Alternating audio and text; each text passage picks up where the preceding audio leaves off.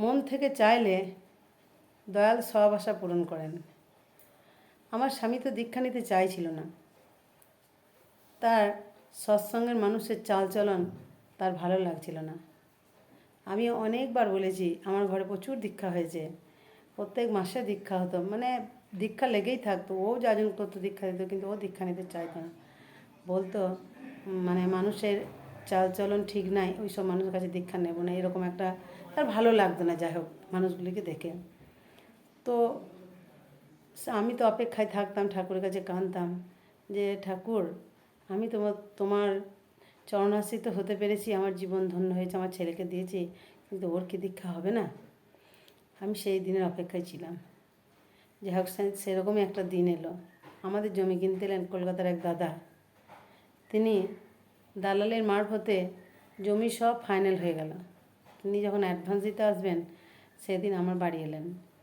ওনাদের বলেছেন যে কীরকম ঠাকুরের লীলা দেখেন, যে আমি যার জমি কিনবো তার বাড়ি একবার যাব না, তাকে একবার দেখবো না, চলুন তাকে দেখবো, তার হাতেই আমি অ্যাডভান্স দিয়ে আসবো।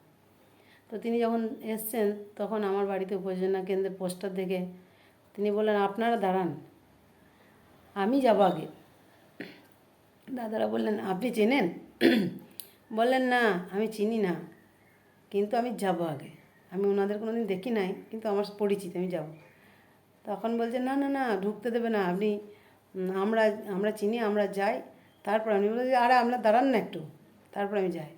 তিনি সরাসরি ঢুকে গেলেন এবং দাদা নিচেতেই ছিলেন। দাদা জয়গুরু তাই বলেছেন। তিনি কিন্তু বলেন না যে আমি আপনার জমি কিনতে এসেছি। তার কোলে একটা ছোট্ট বাচ্চা ছেলে ছিল, 2-2.5 বছরের ছেলে।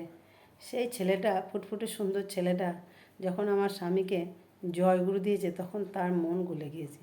যেইটুকু ছেলে ঠাকুরের এত ভক্ত, যে জয়গুরু দিল, তখন মানে তার একটা আলাদা রকম মনের মধ্যে প্রতিক্রিয়া হয়েছে।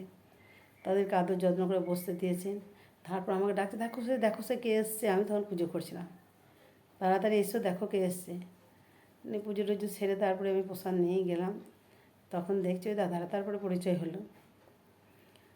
তো সেই মুহূর্তে তার যে মনের পরিবর্তন আমি লক্ষ্য করলাম। তাদের কোনো পরিচিতি নাই, শুধু ঠাকুর আমার পরিচয়।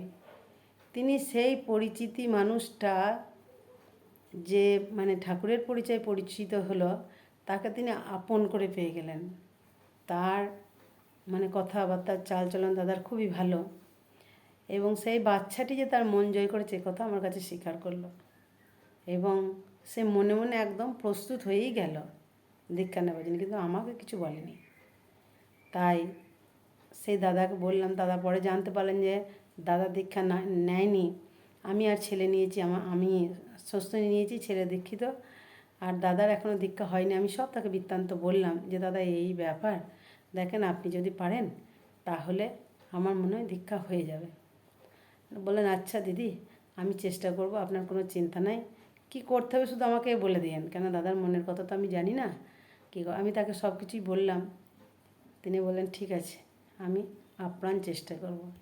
এবং তিনি তার যখনই আসেন তখনই ঠাকুরের কথা বলেন, তাকে আসেন মাঝে মাঝে ঠাকুরের কথা বলেন। ঠাকুরের কথা বলতে বলতে তিনি মানে তাকে উদ্বুদ্ধ করতে থাকেন। এদিকে আমাদের জমির ব্যাপারটাও আরও এগিয়ে যেতে থাকে। তিনি বিনা শর্তে, বিনা এগ্রিমেন্টে তিনি আমাকে 13 লাখ টাকা পাঠিয়ে দিলেন। কোনো কিচ্ছু নাই, শুধু মাঝখানে ঠাকুর। তাহলে পরমপিতার দয়া কেমন দেখেন।